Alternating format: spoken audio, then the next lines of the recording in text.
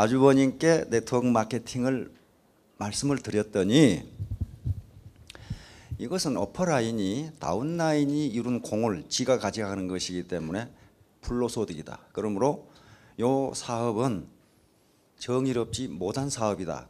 남이 일해놓은 것을 엉뚱한 사람이, 그러니까 재주는 곰이 넘고 돈은 떼놈이 가져간 것이기 때문에 이건 매우 정의롭지 못한 사업이다. 그래서 답변이 막혔다고 말씀을 하셨거든요. 그 아주버님은 굉장히 정의로우신 분이고 용기가 있는 분입니다. 아무리 돈이 생기더라도 옳지 않은 일은 하지 않겠다고 하는 그런 마음이죠. 그래서 굉장히 용감한 분이에요. 그런데 한국 속담에 무식하면 용감하다는 말이 있습니다. 그걸 무식해서 그래요. 그건 몰라서 그렇습니다. 근데 그분만 아니고 전반적으로 모든 보통 사람들은 네트워크 마케팅에 대해서 또는 경제학에 대해서 생각을 안 하기 때문에 그렇게 생각할 수가 있어요. 네트워크 마케팅 이론을 만든 분은 하버드 대학 교수입니다. 경영학 교수예요. 그분이 할 일이 없어서 정의롭지 못한 것을 만들겠어요? 그분이 맨 처음에 창안을 해가지고 뭐라고 그랬냐면은 이 마케팅 기법이 21세기에는 유통을 점령할 것이라고 생각했어요. 그리고 20세기에는 안 된다. 근데 웬걸 그분의 연가는 달리 20세기 중반에 A사에서 시작했습니다. 왜 그런 얘기를 했느냐면요. 그 당시에 미국이 한참 발전을 하면서 대형 유통이 생기면서 월마트라든가 K마트라든가 대형 유통이 있죠. CS 로박이라든가 그런 생기면서 골목 상권이 무너지기 시작했어요. 그런데 그것이 당시 미국의 이 정치가들이나 경제학자들은 그것이 좋은 현상이라고 생각했습니다. 대형 마트가 생겨서 거기서 고용이 창출되고 또 소득이 창출되고 그러면 경제가 성장한다고 봤는데 처음에는 그렇게 가는 걸로 생각했는데 골목 상권이 무너지면서 이제 점점 많은 실업자가 나오기 시작했어요. 그래서 그런 마케팅 기법이 나온 겁니다. 부자들에게 돈이 가는 방법 말고 서민들이 상호 유통을 함으로써 서민 주머니에 소득이 돌아가게 하는 방법, 그것으로 네트워크 마케팅이라는 걸 창안해냈어요. 그런데 네트워크 마케팅보다 더 빨리 나온 것이 뭐냐면 프랜차이즈 마케팅 기법입니다. 그런데 인간은요, 자기가 익숙하지 않은 어떤 현상이 나타나면 반드시 거부 반응을 보여요. 그걸 심리학에서는 현상 유지 바이어스라고 합니다. 스테이터스 코어 바이어스. 항상 인간은 현재 익숙한 상태를 지속하려고 하는 습성이 있어요. 그것은 생존 본능과 관계가 있다고 그럽니다. 그래서 맨 처음에 프랜차이즈가 나왔을 때에 어떻게 됐습니까? 이건 사기다. 이건 불로소득이다 해서 슈가 일어났습니다. 그런데 어떻게 됐습니까? 법원에서 합법적인 걸로 판결이 나요. 연방 대법원까지 갔는데 연방 대법원에서 이건 합법적인 비즈니스다. 이 미래학자 누굽니까? 엘빈 토플러라는 사람 들어보셨지요? 안 들어보셨으면 이 시간 이후로 들은 걸로 그렇게 하십시오. 세계적으로 유명합니다. 아주 엘빈 토플러 미래학자입니다. 미래학자. 미래 어떻게 될 것이냐를. 그런데 그분이 예측한 바가 거의 맞도록 세상이 흘러가고 있어요. 그분의 책에 보면 살아남는 자는 강한 자가 아니고 빠른 자이다 이렇게 돼 있어요. 시대의 흐름을 빨리 읽고 거기에 적응하는 자만이 승리한다, 살아남는다 그렇게 돼 있어요. 그러니까 마찬가지로 네트워크 마케팅이 처음 나왔을 때 이건 사기다, 불로소득이다 해가지고 슈가 일어났어요. 그런데 연방 대법원이 어떻게 했습니까? 합법적인 비즈니스다 판단해요.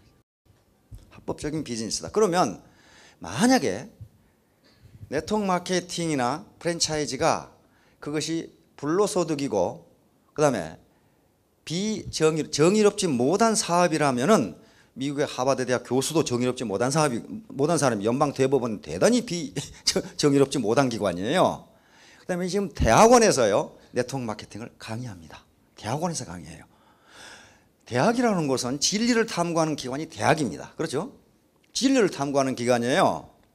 네트워크 마케팅이 욕을 먹는 경우가 그 교과서들 안 하니까 그랬어요. 그런데 어떤 사업 분야이건 은행이건 어디건 사기꾼은 있게 마련이에요. 비정상적으로 하니까 그렇거든요. 그러면 돈은 언제 버는가 하는 거예요. 다시 말하면 소득은 언제 생기는가. 놀고 있는 사람에게 소득이 주어지지는 않습니다. 그렇죠? 소득은 무엇의 대가냐 하면요, 생산의 대가입니다. 생산활동의 대가예요. 소득은요, 생산활동의 대가입니다. 생산활동의 대가예요. 이제 본 강의에 들어가기 전에 이거야말로 이제 대학 경제학 강의거든요. 그러니까 생산활동을 하지 않는 사람은 소득이 생기지가 않아요. 그렇죠? 그러면 여기서 이제 뭐가 문제가 되냐면 생산이 뭐냐는 게, 생산이 뭐냐? 도대체 생산이라는 게 뭐냐? 요게 생산을 어떻게 디파인 하느냐에 따라서 경제 체제가 자본주의 시장 경제냐, 사회주의 계획 경제, 다시 말하면 공산주의냐, 자본주의냐로 바뀌어져요. 생산을 어떻게 정의하냐? 생산이 뭐가 생산이냐? 생산은 경제학에서는 세 가지로 나눕니다. 첫째는 자연으로부터 재화를 채취하는 행위를 생산이라고 합니다. 자연으로부터 재화를 채취하는 행위 뭐가 있어요? 농산물을 농사짓는 거, 자연으로부터 얻는 거예요.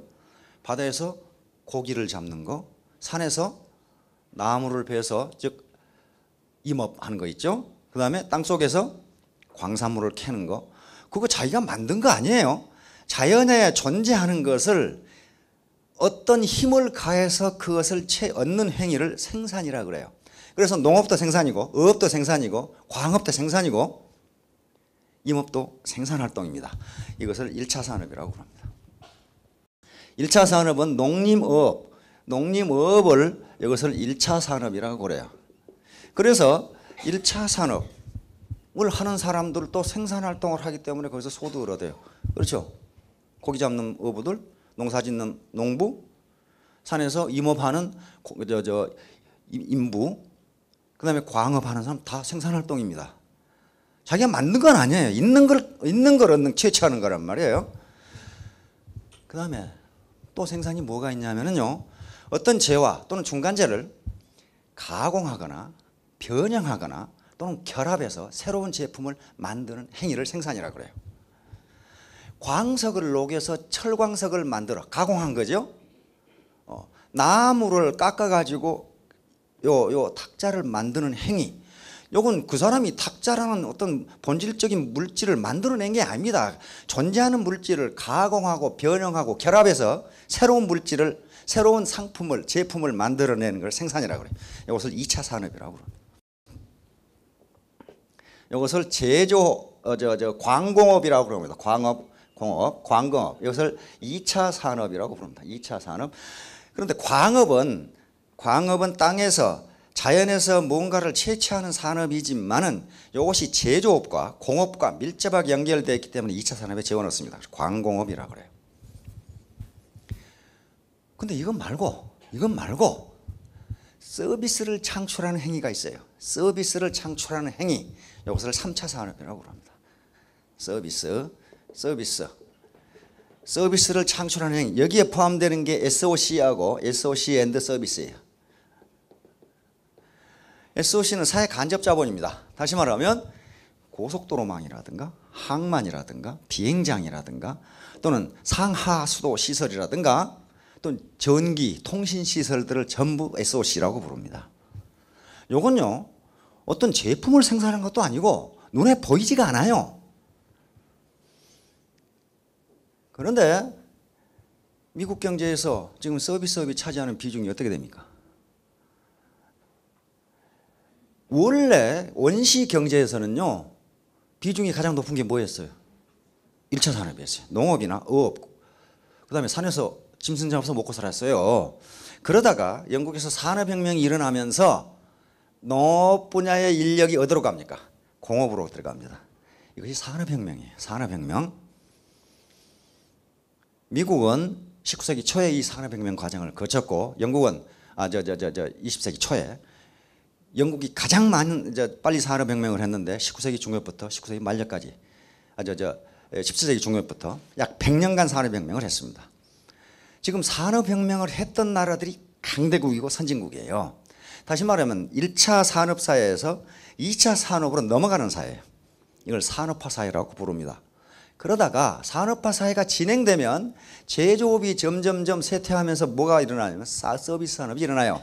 현재 미국의 서비스 산업은 GDP의 76%입니다. 서비스 산업에서 얻는 소득이 76%예요. 그러면 서비스 산업에 뭐가 있습니까? 금융, 통신, 그렇죠? 그 다음에 교육 서비스, 그 다음에 스포츠 오락 서비스, 무수히 많습니다. 금융 서비스, 그 다음에 만약에 그 다음에 치안, 행정, 사법, 법률 사무소, 법률 서비스가 전부 서비스예요. 컨설팅 같은 게 전부 서비스예요. 그런데 자본주의 시장 경제에서는요, 우리 자본주의 체제에서는 서비스를 생산이라고 봤습니다. 사회주의, 공산주의 경제에서는요, 서비스를 생산이 아니라고 봤어요. 눈에 보이는 것만 생산이라고 봤어요. 그런데 생산은 근본적으로 정의하기를 뭐라고 정의하냐면 인간의 효용을 증대시키는 행위, 이렇게 정의합니다. 뭐든지 눈에 보이는 것이든지 눈에 보이지 않는 것이든지 인간의 효용을, 만족을 증대시키는 행위는 생산활동이다, 이렇게 봐요. 만약에 서비스를 생산으로 보지 않는다면 풋볼 선수들은 운동장에서 공 가지고 놀고 연봉 받는 거예요. 생산도 아닌데 공 가지고 맨날 자빠져 뛰면서 연봉 받는 거란 말이에요. 그 생산이 아니면. 근데 그걸 생산이라고 봅니다. 왜? 그것을 보는 사람의 만족을 증대시켜줘요. 그 활동은 뭐든지 생산입니다. 그럼 왜? 연봉이 천차만별이에요. 그것은 생산성의 차이 때문에 그렇습니다. 그러니까 서비스를 생산이라고 보지 않는다면 어떻게 되겠어요? 운전수는 차에 앉아서 놀고, 그렇잖아요. 스포츠 선수는 마당에서 놀고, 군인은 총 들고 산에서 놀고. 물건 생산 안 해요. 서비스 생산하지. 판사는 재판장에서 놀고 아무것도 안 하잖아요. 그러면 그 사람들은 그것을 서비스의 생산을 생산이라고 보지 않는다면 미국에는 76%가 놀고 먹는 사람이에요. 그렇잖아요.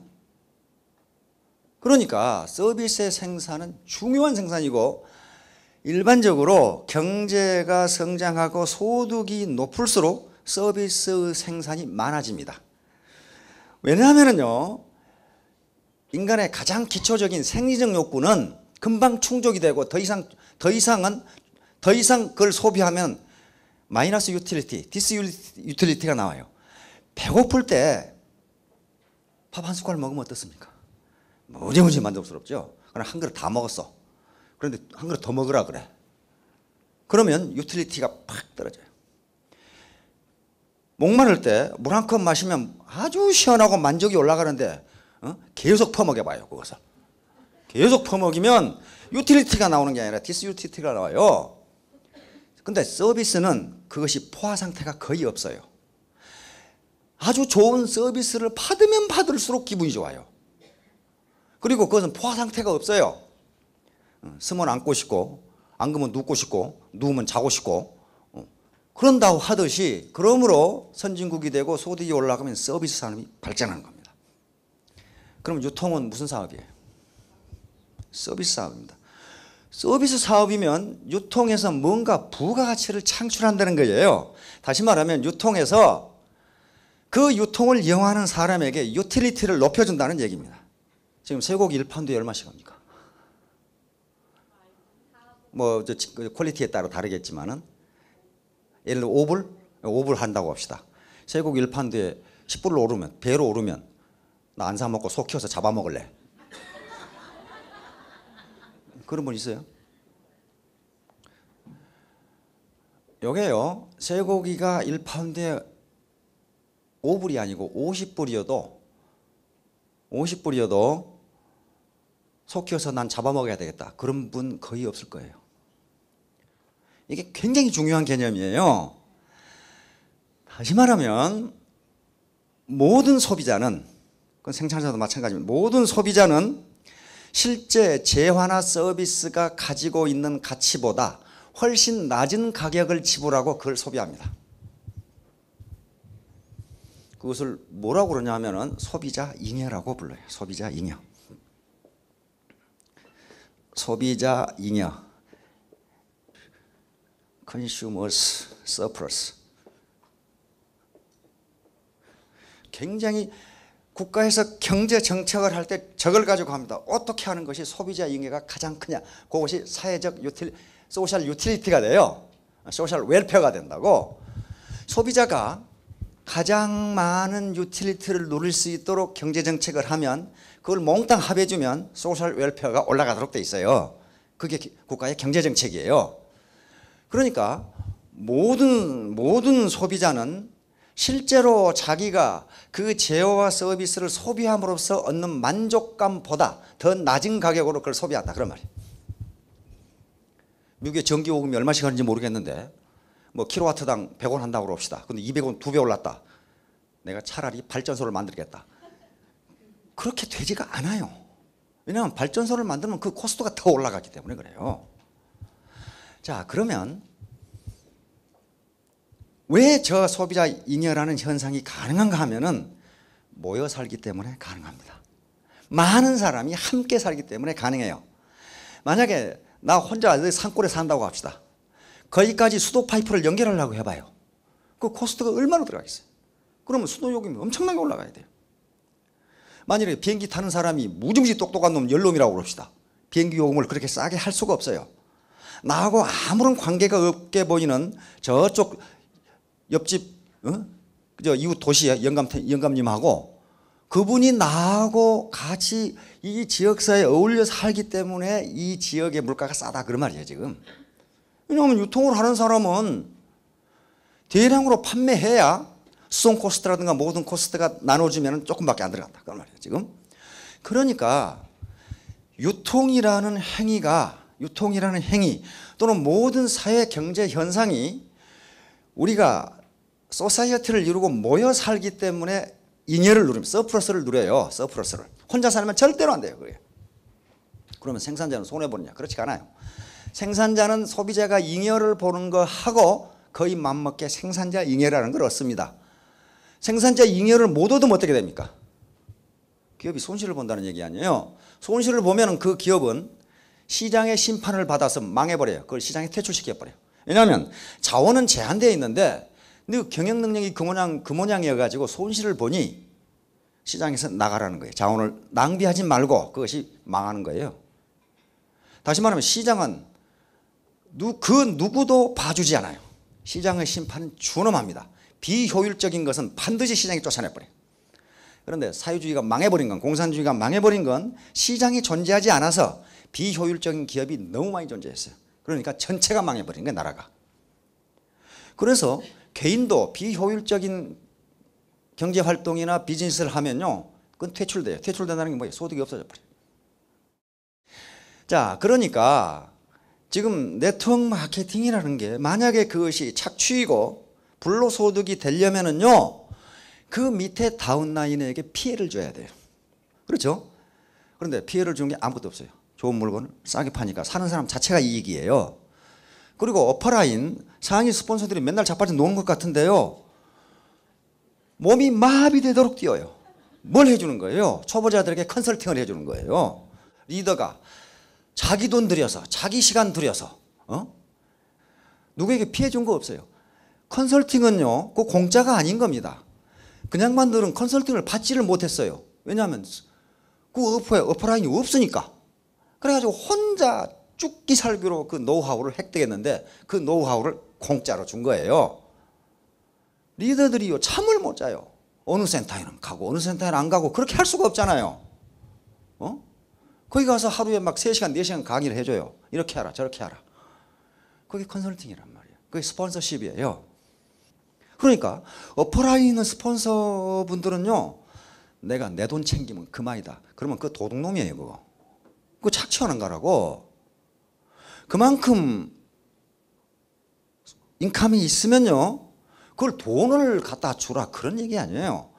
고기를 주라는 게 아니고 고기 잡는 법을 가르쳐 주라 그 말이에요. 당신 나는 이렇게 하니까 많은 고기를 잡을 수 있었다. 그게 스폰서십이고 리더십 아니에요. 그렇게 해야만 정당한 돈벌이가 됩니다. 물론 누구에게도 피해를 주지 않아요. 어퍼라인의 스폰서가 가만히 있다고 해서 누구한테 피해 주는 거 아닙니다. 피해 주는 거 아니지만은 노블리스 오블리제라는 말이 있죠. 고귀한 자의 도덕적 의무입니다.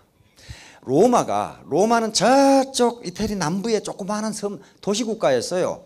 덩치도 작고 보잘것이 없어요. 그런데 로마가 세계를 지배했고 지금도 로마만큼한 국가가 없습니다. 로마 귀족들이 전쟁이 나면 앞장서서 갔고, 세금이 필요하면 평민들한테 세금을 내지 말라고 그랬어요. 우리가 낼 테니까. 돈만은 우리가 낼 테니까 평민 너희 내지 마라. 그렇게 하는 것이 법적 의무는 아니었어요. 법적 의무는 아니었는데 고귀한 자, 즉 사회적으로 신분이 높은 사람들이 존경을 받으려면 도덕적 의무를 다하지 않으면 안 된다고 생각을 했어요. 그래서 로마가 와 일어납니다. 그럼 언제 망하느냐?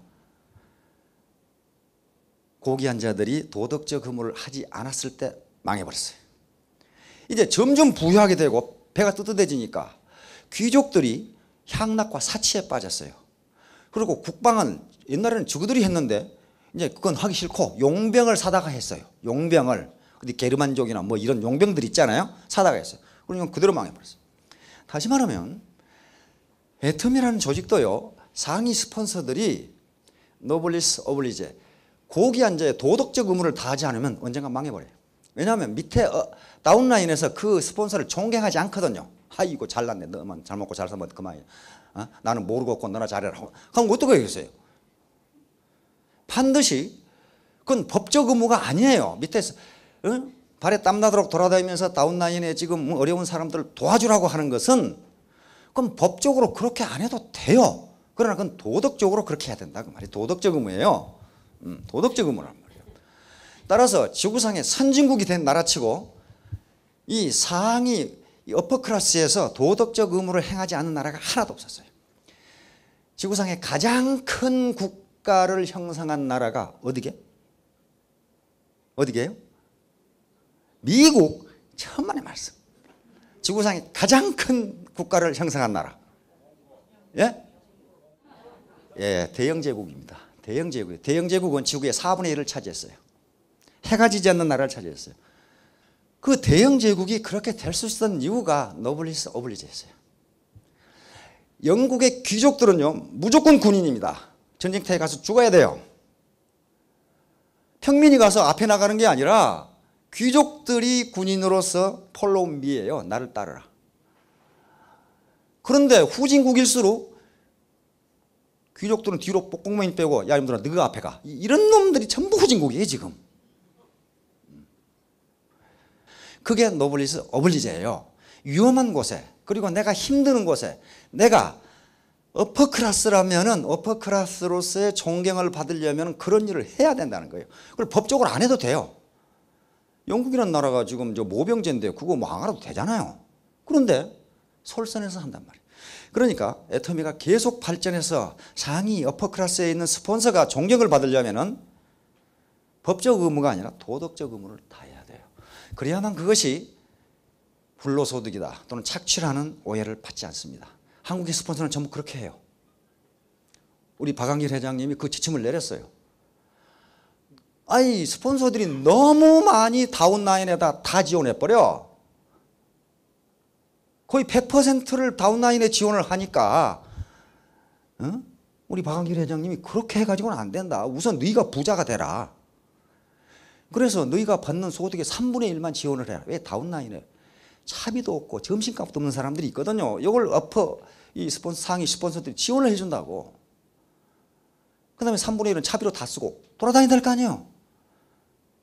그래서 적어도 3분의 1은 마누라 갖다 줘라. 그렇게 지금 지시를 했어요. 안 그러면 다 쓰니까. 다운라인에 다 써버리니까. 그럼 그 사람들이라고 욕심이 없는 사람들이겠어요? 자기들이 어려웠던 시절이 있었거든요. 그러니까 어려웠던 시절을 생각해서 차비도 없고 밥도 먹고 밥도 못 먹고 학비가 없어 학교 못 보내고 시어머니 아픈데 병원에도 못 가는 사람을 다 지원해 버린단 말이에요. 그러니까 상위 스폰서들이 존경을 받는 겁니다. 상위 스폰서들이 가만히 앉아서 돈 버는 게 아닙니다. 그렇게 다 지원하면서 그렇게 해요. 그 자체가 즐거움이란 말이에요. 누군가를 도와주면서 어려운 사람에게 컨설팅을 해서 이 사람이 스스로 일어서도록. 우리 애터미는 그런 케이스가 없겠지만은 누군가 파트너 또는 형제 라인의 누군가를 모함하고 자기 잘못을 거기다 뒤집어 씌워가지고 자기 이익을 취하려고 그러고 누가 호의를 베푸면 고맙다는 생각도 못하고 옳다 됐다 봉 하나 잡았다 끝까지 뜯어먹어 버리자 이런 생각을 하면요 절대로 성공 못해요. 절대로 성공 못합니다. 형제 라인이 됐건 스폰서가 됐건 누군가 회사가 됐건 간에 자기에게 페이버를 베풀면 그걸 고마운 줄을 알아야 돼요. 고마운 줄을 알아야 됩니다. 그걸 모르고 옳다 이런 봉이로구나. 봉 아닙니다. 회사 경영진이요 그렇게 머리 나쁜 사람들 아니에요. 머리 나빠 가지고는요 이렇게 좋은 회사를 만들 수가 없어요. 컴퓨터 들여다보고 있으면 누가 무슨 짓을 하고 있는지 다 알아요. 다 알아. 그런데 모른 척 하는 거예요. 모른 척 하는데 그 머리 나쁜 사람은요 아이고 모르는구나 그렇게 생각해요. 다 알아요. 반드시 자기 힘으로 누구한테 의지하지 말고 자기 잘못을 누구에게 뒤집어 씌우지 말고 그건 양심을 속이는 일 아니에요. 그리고 누군가가 페이버를 베풀면 고마운 줄을 알고 그렇게 해야 성공합니다. 서비스의 생산은 중요한 생산활동이고 그건 부가가치의 창출입니다. 그러므로 거기서 얻는 소득은 정당한 겁니다. 그리고 컨설팅, 상위 스폰서가 컨설팅을 해주고 다운라인을 지도해주고 스폰서십을 발휘하고 그 대가로 소득을 얻는 거지 가만히 앉아서 얻는 게 아닙니다. 따라서 미국의 상위 스폰서들도 그런 스폰서십을 발휘하셔야 됩니다. 그래야만 고귀한 자로서의 도덕적 의무를 하는 것이고 그래야만 다운라인으로부터 존경을 받을 수가 있어요. 존경을 받아. 안 그러면 그건 배부른 돼지가 되고 말아요. 우리가 지향하는 바는 배부른 돼지도 아니고 배고픈 소크라테스도 아니고 배부른 소크라테스가 되려고 하는 거란 말이에요 지금. 자 모두 이 자신감을 갖기 바랍니다. 이건 불로소득도 아니고 착취도 아니고 부가가치의 창출로 얻는 정당한 소득이에요. 자 모두 크게 성공하시기 바랍니다. 감사합니다.